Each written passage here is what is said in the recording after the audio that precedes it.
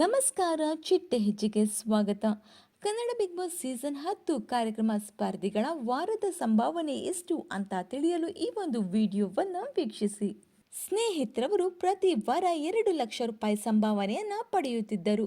ಅಂದರೆ 9 ವಾರಗಳ ಕಾಲ ಬಿಗ್ ಬಾಸ್ ಮನೆಯಲ್ಲಿ ಇದ್ದ ಸ್ನೇಹಿತರವರು ಬರೋಬ್ಬರಿ 18 ಲಕ್ಷ ರೂಪಾಯಿ ಸಂಭಾವನೆಯನ್ನ ಪಡೆದಿದ್ದಾರೆ ಅಂತ ಹೇಳಲಾಗುತ್ತಿದೆ.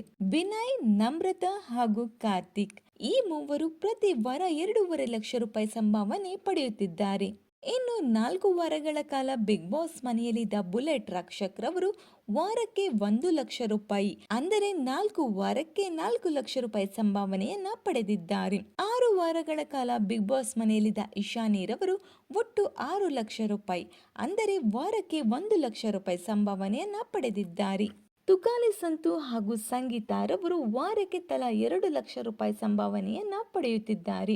ಭಾಗ್ಯಶ್ರೀ ರವರು ವಾರಕ್ಕೆ 75,000 ಅಂದರೆ 6 ವಾರಗಳ ಜರ್ನಿಯಲ್ಲಿ ಒಟ್ಟು 3.5 ಲಕ್ಷ ರೂಪಾಯಿ ಸಂಭಾವನೆಯನ್ನ ಪಡೆದಿದ್ದಾರೆ.